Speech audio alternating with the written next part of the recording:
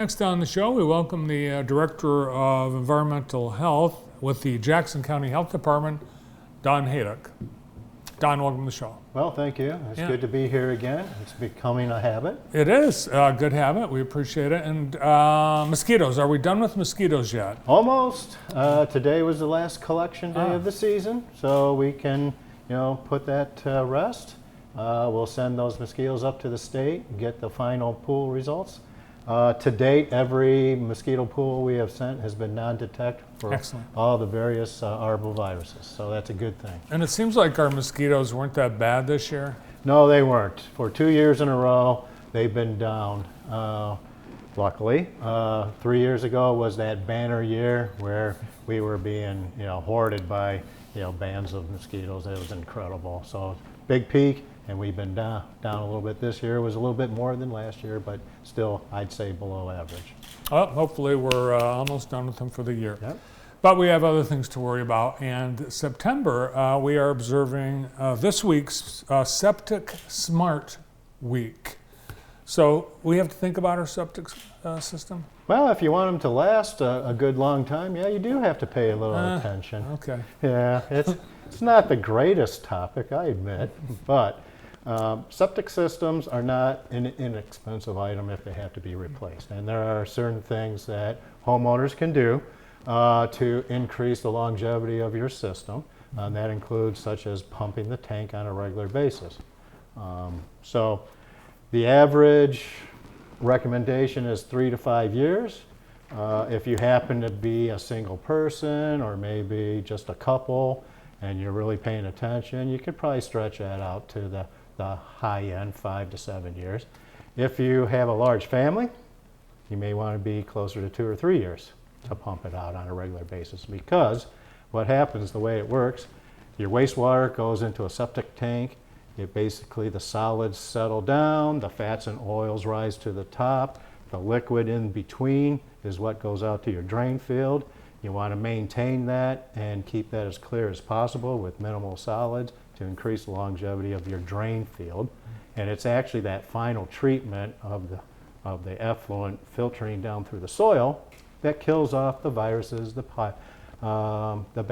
pathogens, bacteria, as well as binding up some of the nutrients. So that's the final treatment step of the whole system. You never want to see things bubbling up from your backyard.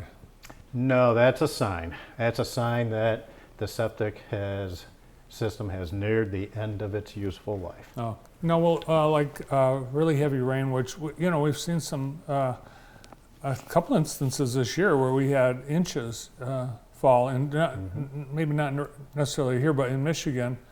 Will that overflow a septic system? Well, generally speaking, a one-time event, 2-inch rainfall, a 50-year rain event or what have you, short duration, it's not necessarily going to affect your septic system. Generally speaking, you're supposed to divert any excess surface water away from your septic field. So as long as the placement is correct, you have the grading correct, the water is going to run off. And yes, you're going to get that 2 inches of rain, but it's a momentary event. All right. Now you brought sent a video along about, I believe it's about Septic Smart Week. So let's take a look. Okay. Hi, I'm Dale. And I'm Christine. We specialize in septic systems. That's right. We work with treating poop. When you gotta go, you gotta go. But where does it go? When you flush a toilet, some pipes lead to a treatment plant. But for others, you may have a septic system in your backyard. Let's learn more. Start the clock. After your poop takes a water slide ride into your septic tank, natural bacteria will help break down this stuff, but they can only eat so much. Everything the bacteria doesn't eat piles up in the tank over time. So remember to pump out your septic tank, or the poop may try to bring the party back into your house. Ew! Meanwhile, liquid from the septic tank gets pushed out into something called a drain field. These pipes push wastewater through holes into a layer of gravel. This is where bacteria helps clean it before it filters through the soil and into our groundwater. But your septic system needs your help to do the best job possible. Start with these 3 Septic Smart tips. Number 1, protect it and inspect it. Have your septic tank pumped as necessary. Number 2, think at the sink. Don't use a garbage disposal. Number 3, don't overload your commode. Stop flushing things like wipes. For more information on septic systems and how you can be septic smart, check out our website. And don't forget to subscribe to our YouTube channel for more episodes of the MDEQ Minute. Thanks for watching.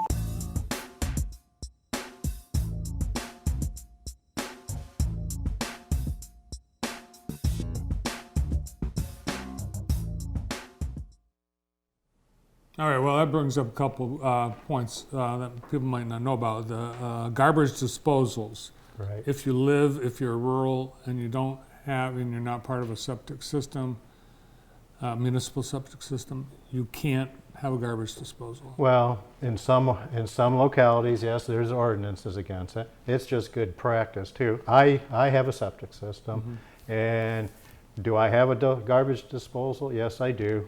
I don't use it very much. I pull the stuff, we compost, we just have a bin on the counter, all the trimmings go in there, ends up in the compost pile, which then ends up in the fruit and vegetable garden for some excess nutrients.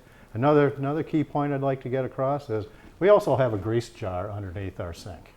And so cooking oils and various other fats go in there rather than down the drain, because if you remember, the fats and oils will rise to the top. So if you minimize that, that's a helpful thing as well.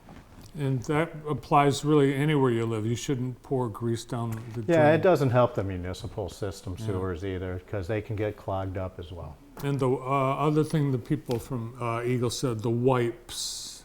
Right, amongst other things. So yeah, just keep our normal deposits in the toilet, and don't throw cigarette butts down the toilet or ashtrays or anything along those lines. Yeah. Some people, they use a half a roll of toilet paper every time. Well, you have to do what you have to do. but the toilet paper is designed to dissolve. Yeah. And the ones that say they're flushable wipes, they don't dissolve very well. All right. So understand that. All right, enough about septics. Let's talk about food, because it's also Food Safety Month, and you're responsible for making sure all the food that comes into Jackson County is safe to eat. And that includes whether it's sold by a restaurant, a supermarket, a food truck, you name it. Well, we don't do supermarkets. That's an MDARD, state show, so to speak. So someone's making sure. But the food trucks are our baby, as well as all the fixed restaurants. And yeah, we are going out there. The fixed restaurants are getting inspected twice a year. The food trucks are getting inspected twice a year as well, not necessarily always by us. They can go roam around the state. They can get an inspection anywhere in the state. They need 2 per year. It seems like I remember you guys walking around with clipboards at things like the chili festival, where there's booths set up and down the street, or that's different than a food truck inspection. It is. That's called a temporary food license, and we also do those. And what we're attempting to do there is make sure that the vendor, who may not have a lot of experience in the food business because they're just starting out, while we're ensuring we're giving them some education, some guidelines, as well as information. We're inspecting them before they start operation, because they don't actually get their license until we sign off at the bottom of the inspection of the day that they're actually operating. So have you seen Bear, the restaurant in Chicago? No. They failed a restaurant inspection, and she shut them down. And then they couldn't get re-inspected. There was like 2-week period they had to before they could reopen. Well, I'm not aware of that, and that would not occur here unless they didn't correct what shut them down in 2 weeks. Okay, maybe that's when she couldn't get back until 2 weeks. That's Right. probably it. All right, so our food trucks, are they all in all generally? Generally pretty good, yeah. They have a vested interest to keep their trucks up and running in a clean, sanitary condition. They are allowed to go anywhere in the state to events, festivals, but when they go to another county, they have to provide what's called an intent to operate, and it's just a basic form informing the local health department, hey, I'm setting up shop at this event on this such and such a day, and here you go. And then we can verify that they're licensed, for one thing. Now, in some places, there are food inspectors that, depending on the location, like New York, they put a letter grade in the window, and they have to post it. Right. But we don't have that. Is there something that a consumer can see or look at if they're? Well, they can always call our division and ask for a recent inspection report of their favorite restaurant. At some point in the future, when we get new software, we will have that ability online for the public to access inspection reports. And that'll be an even more incentive for people to keep Well, their, yes. And there have been some isolated places that are trying to get a system such as what you just described. The city of Detroit has been talking about it for 6 to 12 months amongst their city council. It hasn't happened yet, but there's been a couple isolated things along those lines. Well, thanks for all your expertise and for your time today. Oh, thank you very much. I appreciate it. You bet. Happy Food Safety Month and Septic Smart Week. From the Jackson County Health Department, Director of Environmental Health Division, Don Haydock. Thank you very much.